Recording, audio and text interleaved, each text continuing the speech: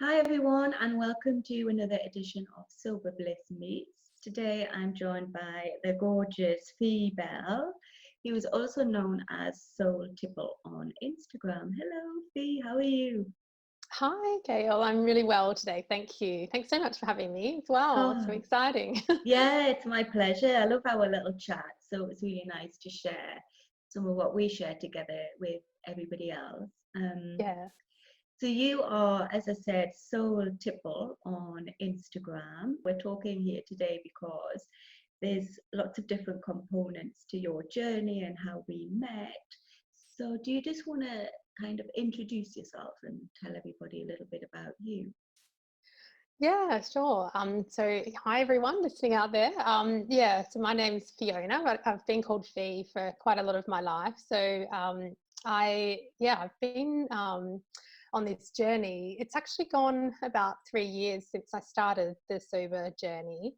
Mm, And I think it was a podcast I listened to actually. I was listening to a girl talking about having 90 days off drinking and how you could really perhaps notice a change after 90 days. 30 days is obviously great for your system, but 90 days was something that would perhaps you would really notice the health and mental health benefits. So I'd already pretty much every year for about 10 years taken a month off drinking, and I always really liked that time because it gave my body a rest. I've always felt a lot better. Um, but then I would go back to drinking. I would count down the days really and go back to drinking normally after that. So even though I mm. would have lost 5 kilograms and I'd be feeling fantastic, I seemed to not be able to put that into, I wasn't going to stop drinking forever.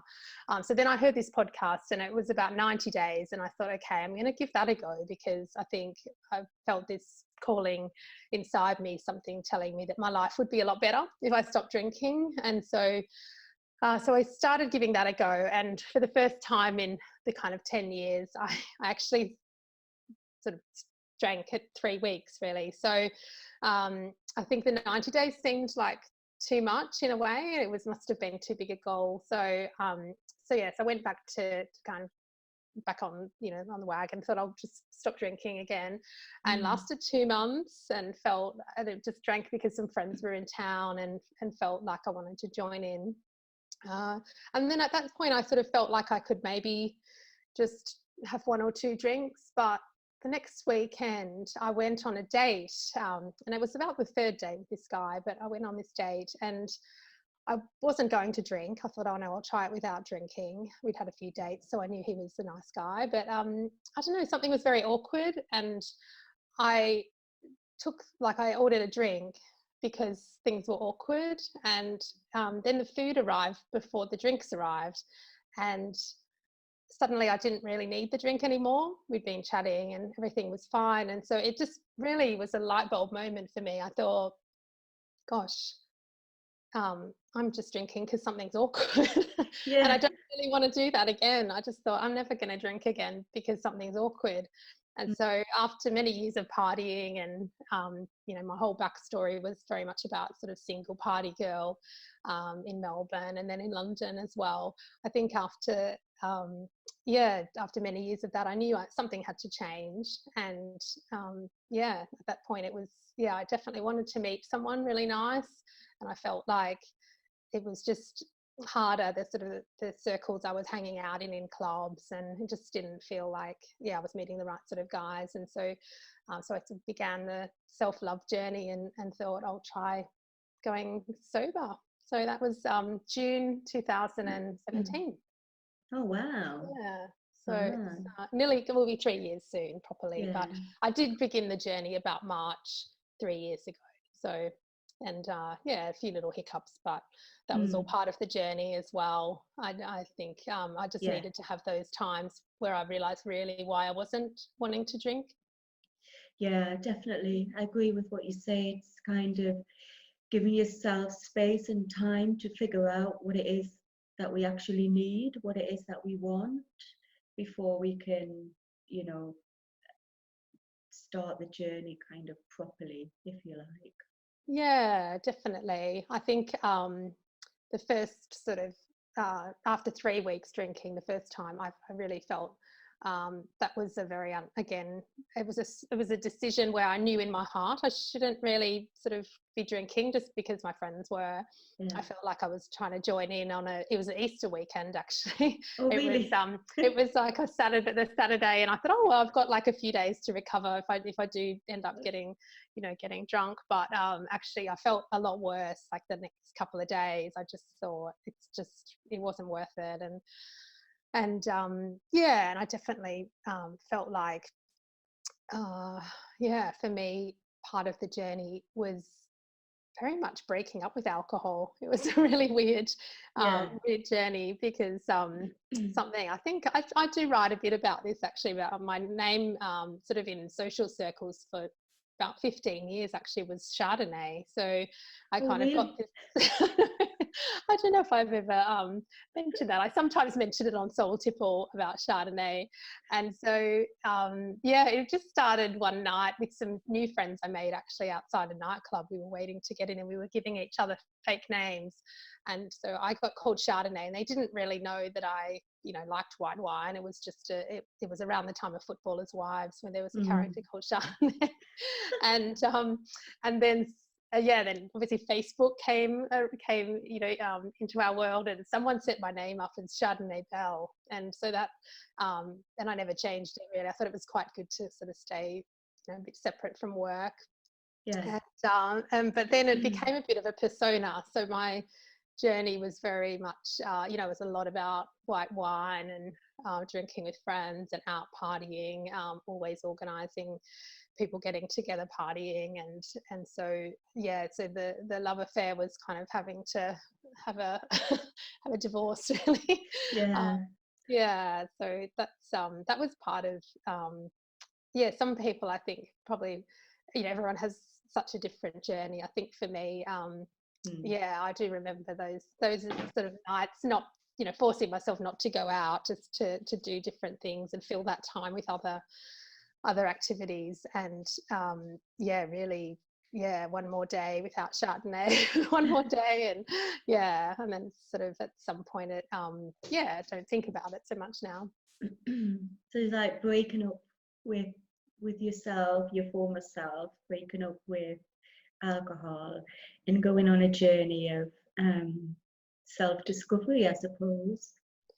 Yeah, it really was. It was like, I think for me it was like starting off like a baby again. I think I've read that before too, but it was like I didn't really know myself. I'd kind of just got wrapped up in this persona, which in some ways probably saved me from in its own strange way. It sort of saves you having another person, another alter ego that's making a lot of friends, connections. Like there was lots of stuff that was certainly beneficial in that time. And, I don't think I would change it because there are some fairly funny stories. I'm just glad nothing bad ever really happened, because it was, it definitely had the potential for sort of quite a bit of, carnage there. But I think, it was definitely starting from scratch again to sort of rebuild who you were or who I was, and that's definitely something I was a bit scared of at the time. I didn't know that many people not drinking, and I think that's probably part of it, not really knowing what's on the other side. I think when people think there's just no other option but to drink, because it's so ingrained in society and in London life, in Australian life where I'm from. There's lots of opportunities to drink, and there's very little about who you are without that. I think dating particularly was really hard, and people say, oh, go on coffee dates, like start with the daytime coffee dates, but that was just so foreign to me. I was like, no, I couldn't do it. It would just be so boring. It would feel like it just wasn't a proper catching up with someone. So so I still did dates at night, and I just not drink alcohol, and it got easier. I do count those that first really the first sort of 6 months particularly as practice dates really. I mean, it would have been great, like, you know, if you meet someone then that's great, but I think I was still getting to know myself and what I liked, and having the confidence. I think when you look at why did you drink, I think for me a lot of it was about the confidence, especially around guys. It was a way that I could just be someone slightly different, just have this really sort of vivacious energy that I think I still have, but it's much calmer now, and it can come out when I dance to disco or something like that. It can Chardonnay will come out in a, you know, when she's in a costume or something like that if it's a fancy dress party, but I don't feel the need to drink, and I can kind of have my own endorphins running and be vivacious now, but I do enjoy calm as well. So I'm still a bit of both, and I think I you know, have so many lovely friends that I met in that time, and I've been really lucky actually. A lot of friends, you know, we've adjusted to how things just adjusted our relationship a bit. Good. So how did you actually, you know, start your journey after this kind of light bulb moment, and you decided that you wanted to take a proper break and that you weren't going to drink? How did you actually do it, and what's helped you along the way? Yeah, so I think the initial part of it, without really realizing how I did this, I think it's about, for me, it was about replacing the time that I drank with something else. And so initially I got a yoga membership, so I made sure I was kind of getting getting my mindfulness, and also just really moving my body as well. I remember lots of aches and pains, like in those early days. I think my body had taken quite a bit of a beating from alcohol, that and then you sort of take away that numbness, and actually you've kind of feeling every cell in your body really. Everything is quite sort of stiff and needs time to repair. So obviously yoga is great for both those, but it was also listening to podcasts was something that I filled up my time doing, and reading a lot of the quick lit books as well. So and then the other thing that I did that I loved in the early days was I'd heard that The Artist's Way was a really good book. It's a 12-week course on creativity, and it's got 12 weeks, and it's sort of I think it's all about recovering your creative self. So it's not necessarily designed for someone stopping drinking, but for me, I knew that I couldn't do I wouldn't be able to get up early to do morning pages, which is one of the things that is part of the course, to do that every day, to get up in the morning and write it's usually about half an hour in the start it takes, or 3 A4 pages to sort of free write, and then take yourself on an artist date every week. But the writing in the morning, like there's no way I would have wanted to get up earlier and even do it really hungover. It would have been awful. So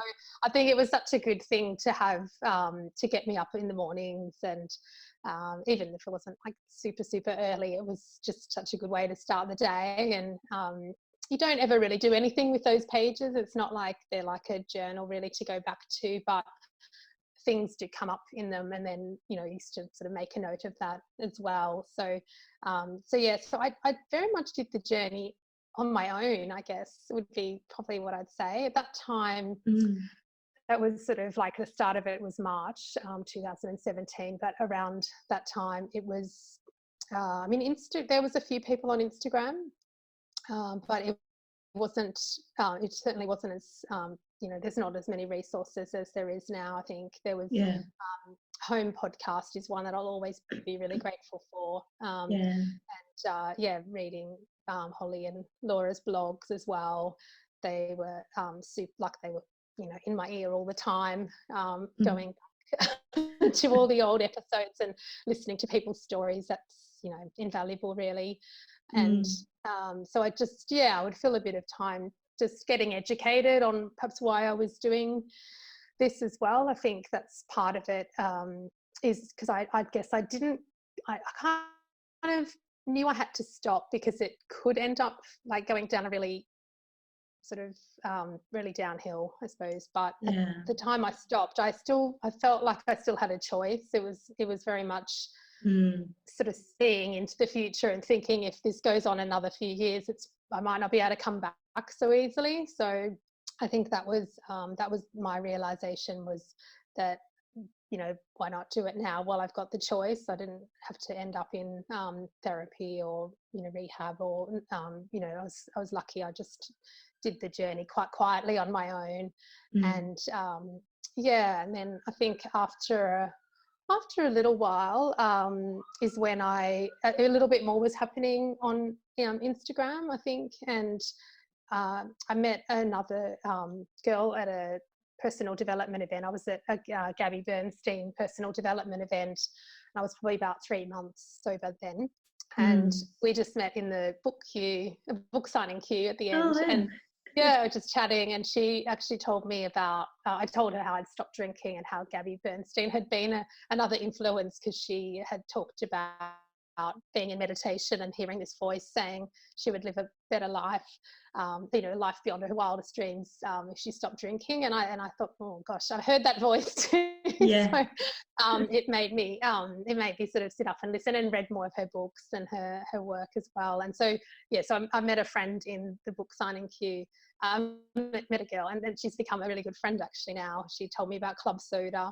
And then I went to arranged to go to an event with her. And so it just, then I formed a bit more of a sober network as well, because the first part had been, I mean, it's funny because like it was very lonely, because it was hard to talk to people about it. My sister's sober. One of my sisters is sober. She'd been sober for 4 years, so she was a great support. She's in Australia, so we had lots of conversations, and she was very much you know, an inspiration to me, really, because I'd seen how she turned her life around. So I think that there's no reason now to be alone doing, you know, taking the journey. I think there's a lot of people out there, you know, willing to help, share their stories. There's so many support networks. But saying that, I in a way, I don't think I regret how I did it, because I felt like I learned a lot about myself in that solo time. And I definitely, doing the artist way and having that real, because I'd been so used to being very social and out all the time, that actually having that time at home, so it's sort of, it actually was really good for me, even though parts of it were quite painful. So that sort of helped me at the start. And I got very creative as well, I think, with the artist way, with writing, and also with it was when I really felt this need to buy a piano. So it had been a dream of mine since I was younger, and I kept thinking, I'll wait till I'm older, and then and I didn't know how I would fit a piano in a 1-bedroom flat. But I got a proper size. It's a digital piano, but it looks like a piano. So that was the start of that journey as well. So I think getting sober, again, just unlocked really what I liked doing when I was younger, what lit me up really. And certainly music was something I wasn't really expecting. I was I guess that was because I was doing the artist way mainly for my writing, and the music thing kept coming back to me. And some of the exercises you do, I was like hearing songs, and I was like, oh wow, this is kind of part of me that I've let just really quashed down. So that was I was always quite musical, so it's great now to be able to put out put out videos and things. Now it's the social distancing time. My partner and I, like, we're putting out loads of videos for people. I mean, we love doing it in our lounge room, and it just came to me. I thought, oh, we should just share what we're doing, because everyone's at home alone, and doing whatever they're doing as well. So it's a nice way to connect with people through music. Yeah, I've seen Yeah. it. I've seen a couple of your videos. They're so cool. You're really talented, both of you. Oh, thank you. Well, it's you should have seen me when I first started playing the piano, because I never really learnt it at school. I just taught myself sort of later in school, and then my Mm, parents got a piano when I left school. So it was only just when I'd come back from university holidays and things I'd get to play a bit. But yeah, so it's been great. Like, it's one of those things. It practice does. I don't know if I'm perfect. Practice does make you a lot better. yeah. So, yeah, just having it here is it's just such a gift, really. So, and Mm, yeah, and then I think the other thing that I guess has really helped me, but it wasn't something I discovered until about 8 months sober, was my love of essential oils, which was really amazing, because I have I don't know, I've always liked, perfumes and smells and scented candles. My flatmate in the past, he used to tease me about how many candles I had around the flat. yeah. And I loved all that. So I think when I heard that, essential oils could be good for meditation, and Mm, I didn't really realize how good they were for so many parts of life. So that's been really great to get into essential oils. And again, I think I read about those in a blog or something of someone that was sober, and it's one of those things would have been nice to have had earlier, because I think, especially spending a lot of time at home by myself initially, I don't know, that would have made it perhaps a bit more comforting, a bit easier. Some of the journey you can go through with essential oils is you know they can bring up emotions, but you feel very supported when the emotions mm, are coming up. So I think I probably like, in hindsight, thought, oh, actually, I had some fairly dark nights when I really felt this need to be out of my body and going out, mm. and sort of white knuckling it, I suppose they call it, don't they, where you kind of have to sort of force yourself through the feelings. So I think that the oils can help with that sort of thing as well, just to support, keep calm, keep your respiratory rate and heart rate. They actually physiologically help with regulating those as well. So so I think that's been a really good part of my journey as well, and something that I'm now really loving teaching others about. Yeah.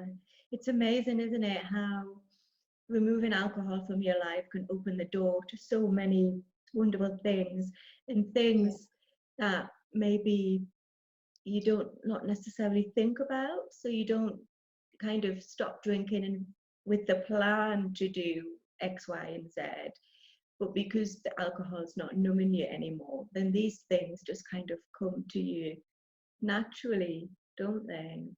Yeah, they find you, I guess, don't they? I think Yeah. you've got a clearer channel for things to find you. I think, or maybe you're more aware. You're going on the journey to sort of look at who are you, what is Yeah. your greatest of purpose in life. Is always something that I've really searched for, and would be kind of always beating myself up over. And then when I started thinking, or getting this feeling that I should stop drinking, I was thinking, no, surely not. That's not my purpose to help people stop drinking. Like, it was one of those things that this just isn't happening, kind of thing, and ignoring it a bit. And then, it just got Yeah. louder and louder, really. So, and I think it kind of evolves a bit how that works in your life, because I think I still have a lot of friends that drink. It's not it's not really an issue with us or anything, unless it's a very drunken party. Then at least I know I can leave. But Yeah. which is good. It's kind of a good feeling just to sort of stay till you're ready, really, now, rather than having to push through Mm. or kind of keep waiting for the next high.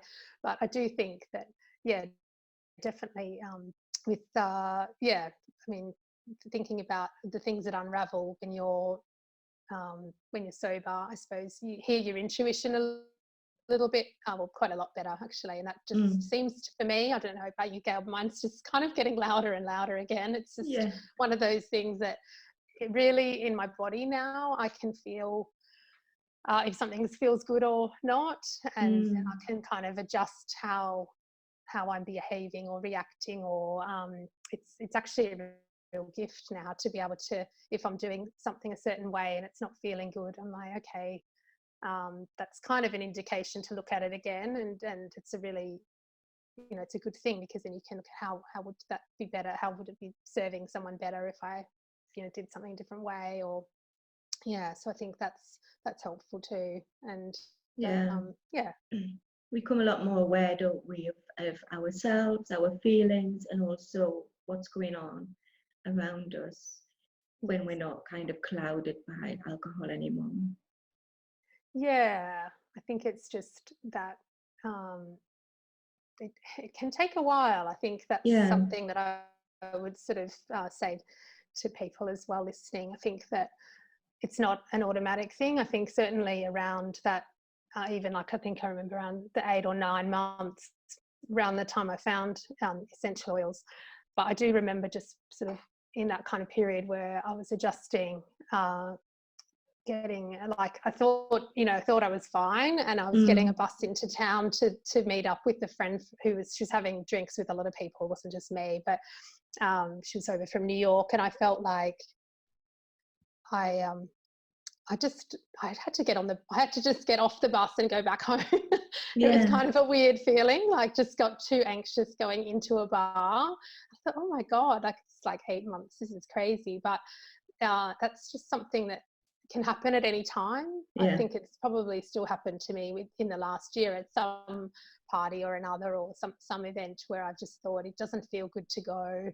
And Mm. so I'm going to listen to that rather than push through it, and not worry that I'm not perfect, I'm not right, everything's not sort of fixed itself up, that there are different parts to the journey still. Yeah.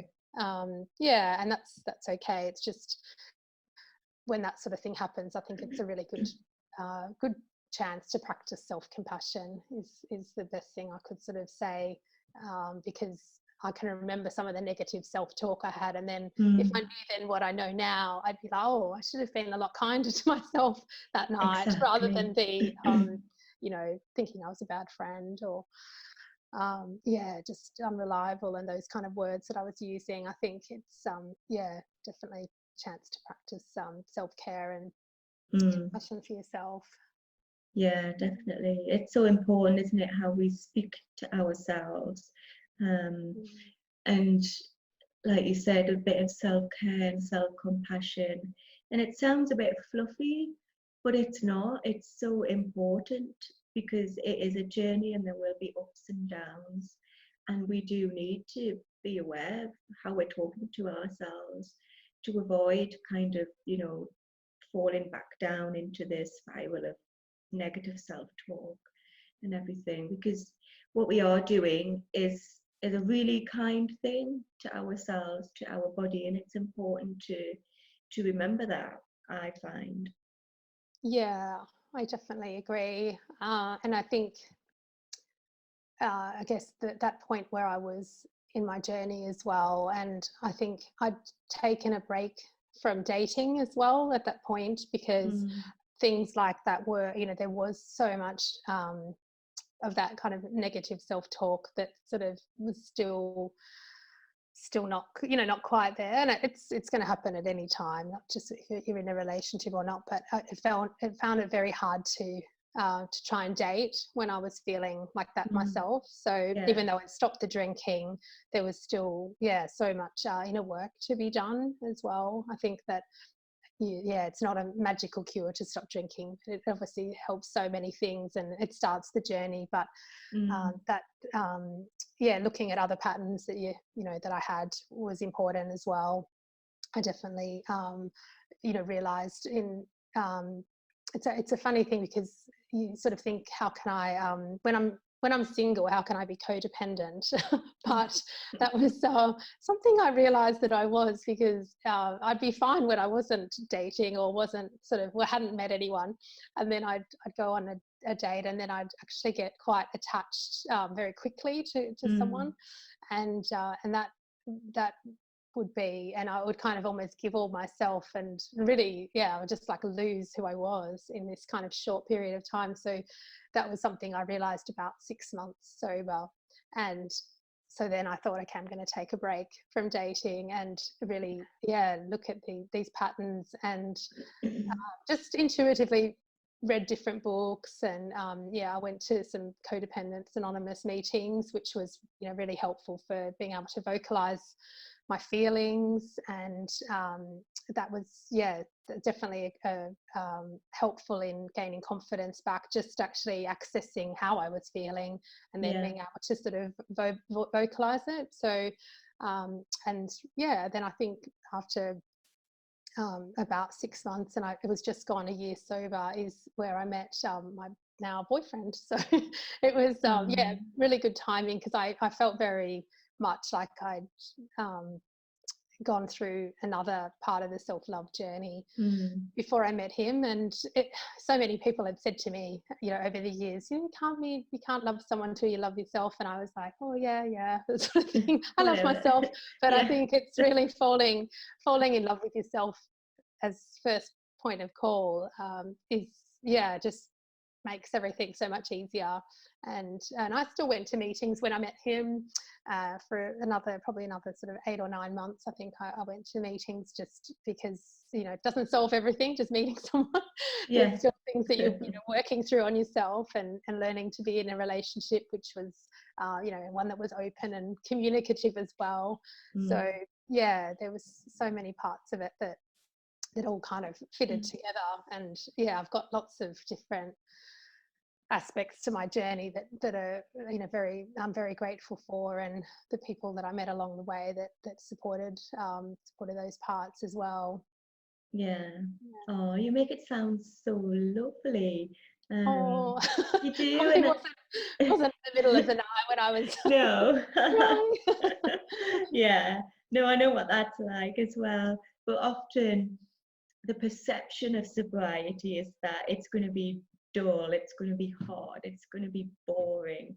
You're going to be forever kind of sitting on your hands and afraid to do anything. But you've just made it sound, I know that there's been dark times and difficult times, but it's also a really great opportunity to discover yourself and to love yourself again, and to go on this journey. And it is a journey, isn't it? Yeah, it is something to be very curious about. And that word has stuck with me. I think I read it, someone from Club Soda wrote a post about it, and I just love that, about being curious and being curious about who you are, like what's unfolding. And I know definitely not in my body, I can feel it, but my mind, like so many parts of me, I'm not the same person I was 3 years ago, and even a year ago. I've changed, you know, through, you know, particularly through my use of essential oils, and through my business as well. It's quite you know, you just keep growing and developing, and I think that's the beauty of it. I think without alcohol, to have to think about alcohol as another thing, I don't know, it just frees up so much space in my mind. And I think the other thing that I was going to say is, like, when I stopped drinking, there weren't that many alcohol-free drinks around, and you know, now there's loads. There's so many different things people can drink. You know, that's a great option for people as well if they're stopping drinking. That you can go into a bar now, and you know, pretty much be able to get an alcohol-free beer if you don't want to have that sort of social awkwardness. You know, you can pour it into a pint in the you know, at the bar before you see your friends. Or I do remember that awkwardness. Like, now it's just not even an issue to go up to the bar and order an alcohol-free drink. I don't have any shame about it or anything. But I do know that I did, and so you know, I do remember those days feeling like there was something not quite right with me. But yeah, that's definitely, again, practice, that, you know, the first time for everything. You know, it does get easier. And yeah, just being curious about who's on the other side.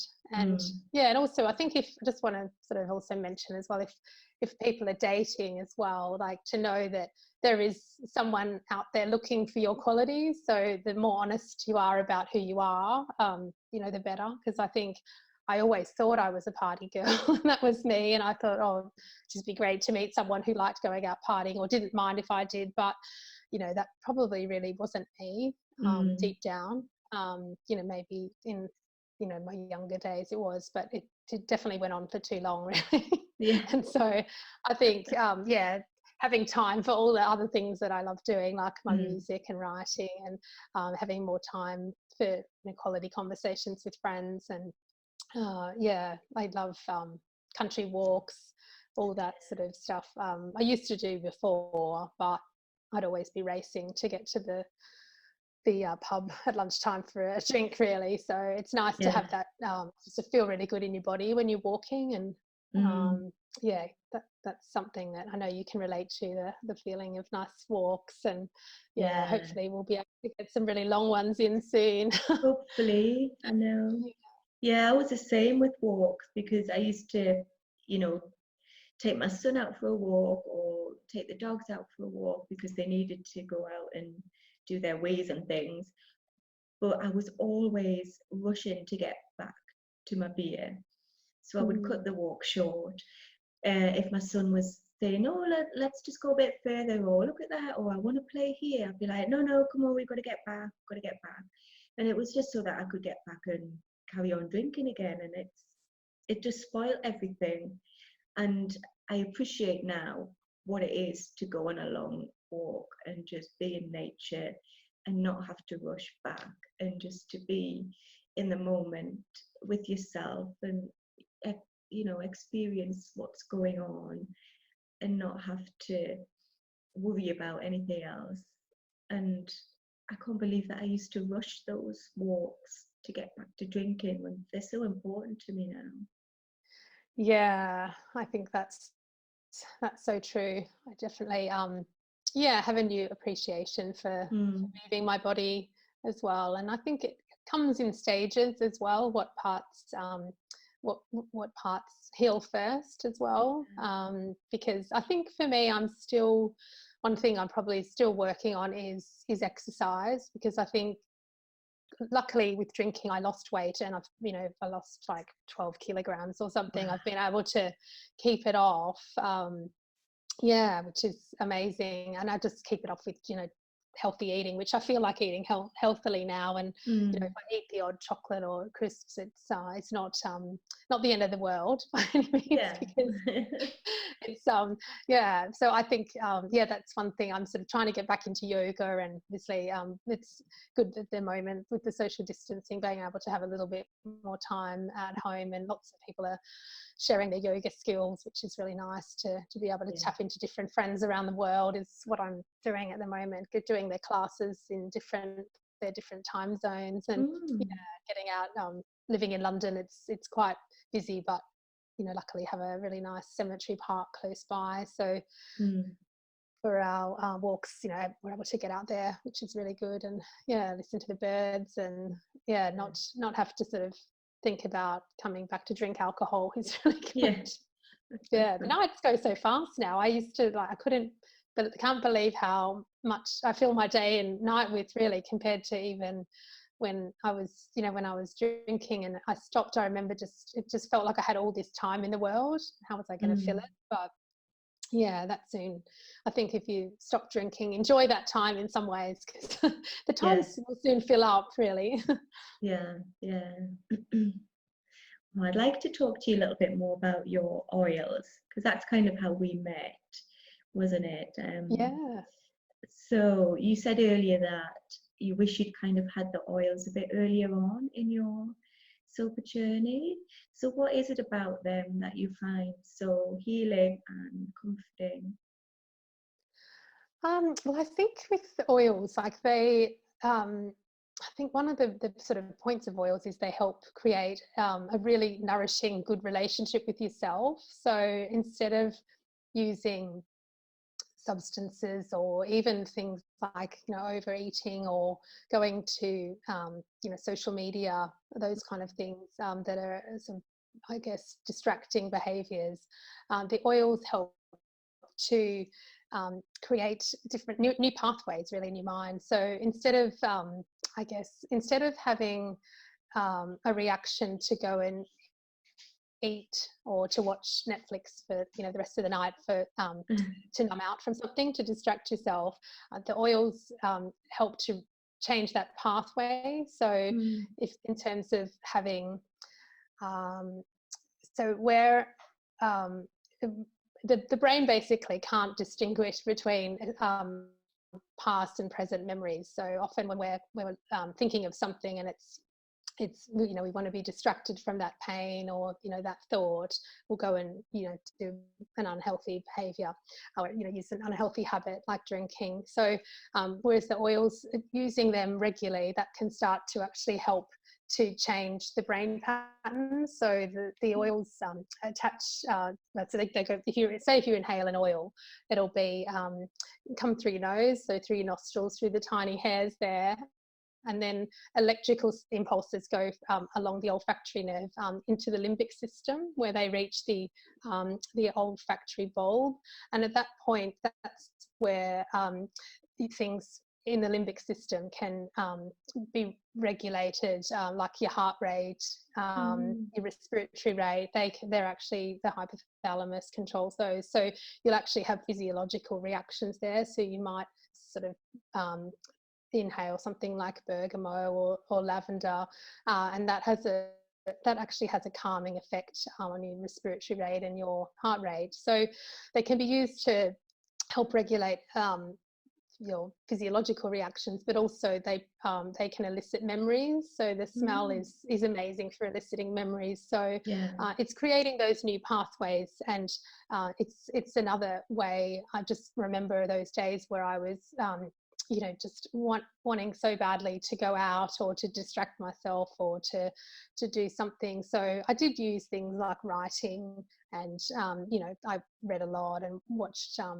quite a lot of telly and that sort of time as well. Probably ate junk food, which is again part of it. I think when you first stop drinking, I think just if you listen to your body, and the main thing really, I think if you are really wanting to stop drinking, is just to not drink. So whatever it takes, in a way, I fully advocate that, definitely, because I know that was what I did as well. But I think with essential oils, because I've used them later in the journey for self-love, to really look at my meditation practice and have beautiful baths with frankincense and lavender, just very calming, because they're kind of on your skin as well as you're inhaling them as well. So that having them topically, so on your skin, and inhaling at the same kind of time, that creates even more of a reaction. So that's why a bath is so nice, because they're they're on your skin a bit, as well as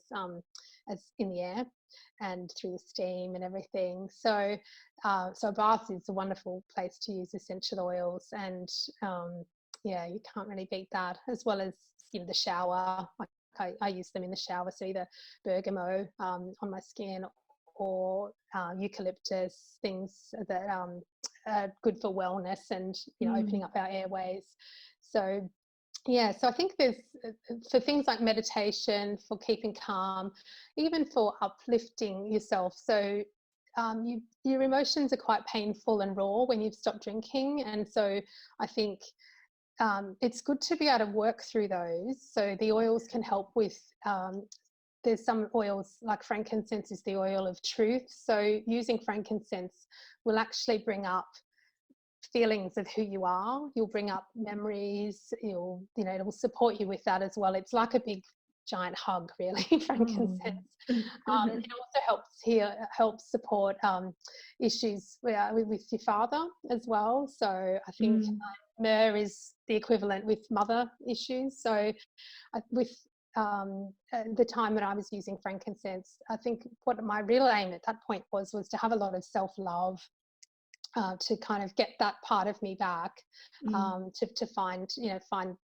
fall in love with myself, find myself again. And really with that, I didn't actually know the emotional use for frankincense then, and I read about it a year later or something, about the things like healing issues with your father, and I know at that time that was something that I'd kind of, you know, I'd worked on. I felt like I'd done that a lot over the years. And my dad's an amazing person. It was just, you know, some things from childhood that come up that you feel, you know, they're a lot more painful than they are pain to you. They're painful, definitely, but there's also the need to let go of that. I think to move forward, you're definitely you know, holding on to things from past, and it can be just, even with, it can be how you, well, how I remembered them. It might not actually have exactly been what happened in some cases. I think that's there's always an element of how we hold on to memories, and frankincense helps with unlocking the truth, and it's like it's a connecting oil as well to spirit too. So it's an old ancient oil that it's just used for so many things, for skincare as well. Really fantastic to look after your skin in early sobriety. So if you're running around looking at products, I would say try essential oils, really, because they are just so natural, fantastic for your skin. Going through your skin, they seep into your cells, so they'll, you know, they're actually healing your insides as well. So I think, it had peppermint as well is another oil that is just brilliant for the times where you don't want to go into that kind of deep healing. So you might have some emotional things that are going on, or just to lift your mood, to have to inhale peppermint, or put a couple of drops on your hand and breathe in, or to diffuse it. It's an instant mood shifter. It's really funny. I just sometimes when I'm not immune to bad moods. So if I'm in a bad mood, I will just think, oh, you know, what's going on here? And, you know, often you need to go for a walk or have some water or make sure you get more sleep. But, you know, putting something like peppermint and wild orange in the diffuser, or just putting a drop in your hands, that reaction, so it's basically traveling into your limbic system and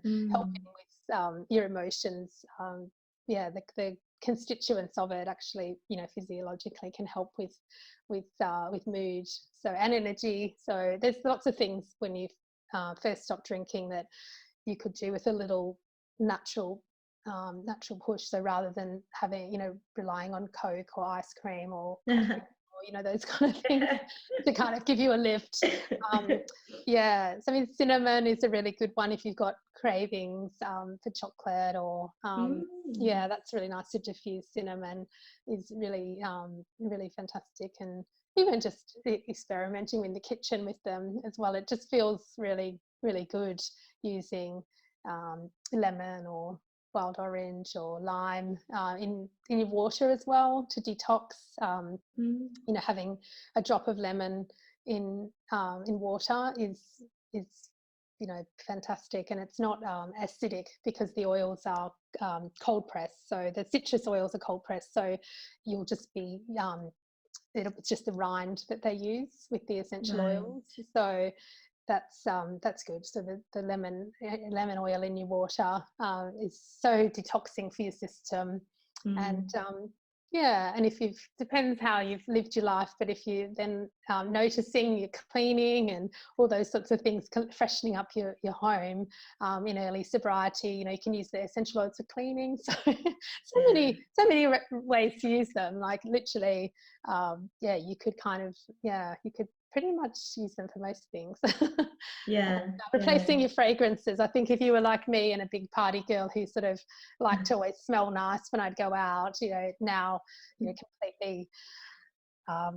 completely throwing all my perfumes out, which you know, are full of toxins, and wearing nice scents like rose or ylang ylang. Or magnolia is the oil of self-compassion. That's just beautiful. It's just so gorgeous. So that's got a really nice scent, and particularly this time of year, there's lots of magnolias out. So so that's definitely would recommend. There's lots of ways to use them, and that's one of my passions at the moment is getting oils into the hands of people that need them. So if there's a if anyone's sort of got a calling to use them, I mean, on Instagram, I've set myself a challenge actually for April to post something every day that was about how I use the oils. So that's actually been really good fun.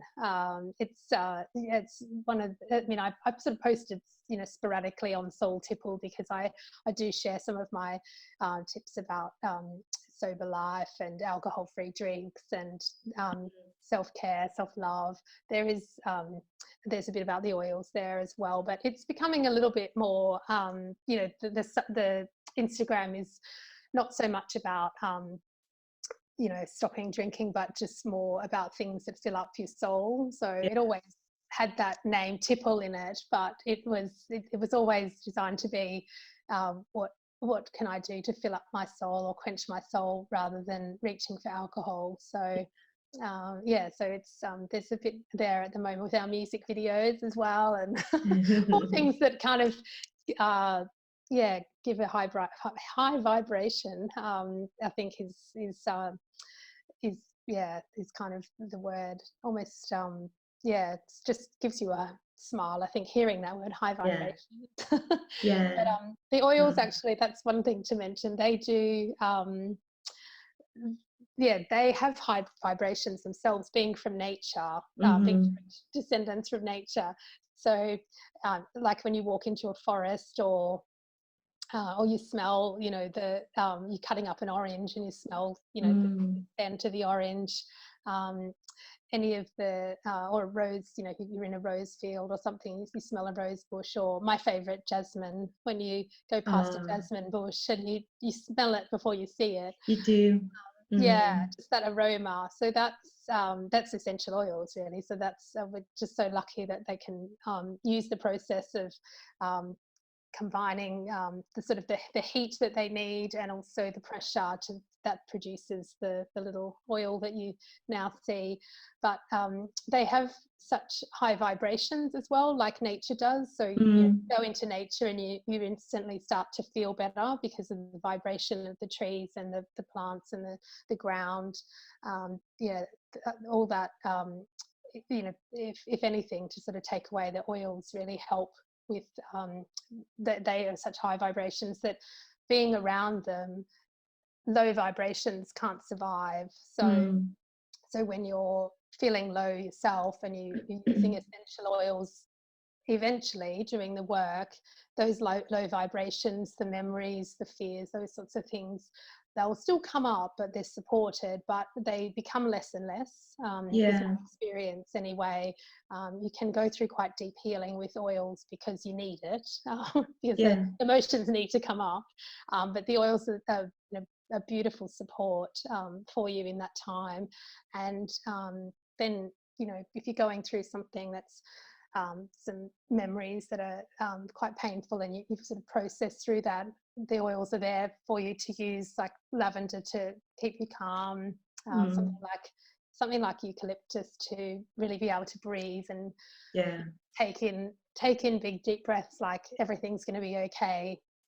And so they constantly raising our vibration by using them, which is incredible. Such a healing tool that we can use. And especially at the moment, in terms of what you said about being in nature, obviously we can't go out and be in nature as much as we'd like to at the moment. So I suppose it's like bringing the outside in, isn't it, when you use the oil? So you get the benefit of being in nature, but from the comfort of your own home. That's right.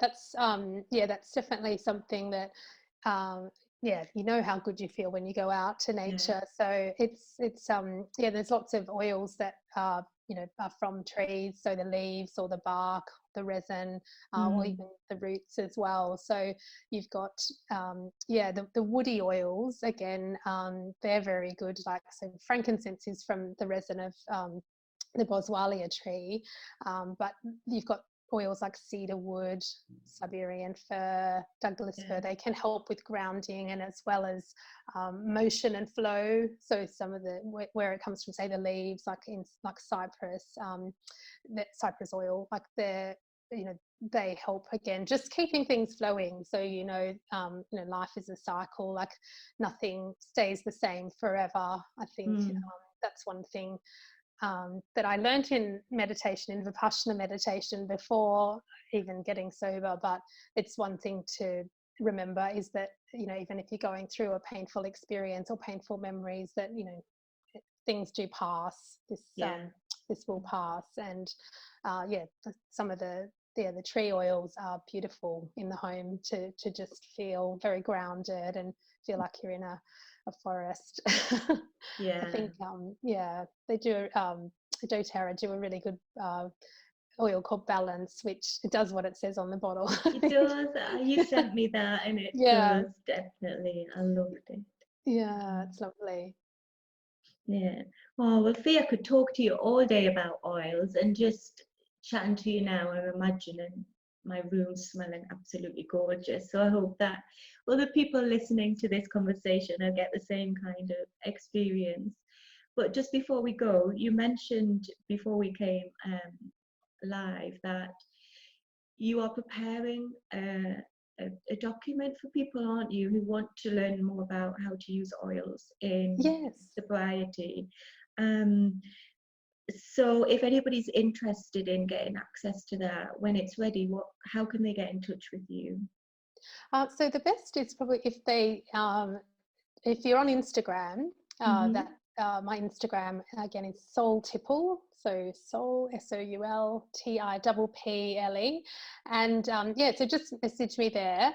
My website's a work in progress at the moment, but I hope to have that up and running soon. But I'll be able to email you the document if you send me a message at SoulTipple, or if you haven't got Instagram, then on Facebook I'm Fee Bell, so that's FEE, and then the second word is BELL. So find me there. That's fine, and I'll get that across to you. So I just thought it's nice to prepare something. It's a little introduction to some of the oils that I started with my journey, and they cover all aspects really of the home, but in all of them you can use them emotionally or physically as well, for getting you through early sobriety, or as you sort of anytime you get a hold of the oils really is the right time for you. They find you when you most need them, I think. Do. So I'd be happy to hear from anyone, and we can chat through what your needs are as well. Oh, thank you, Fee. Thank you so much. I really enjoyed this inspiring, uplifting conversation today. Me too, Gail. It was lovely. Really good to talk to you, and thanks for having me. Oh, you're welcome. My pleasure. Thank you. See you soon. Bye. Bye-bye.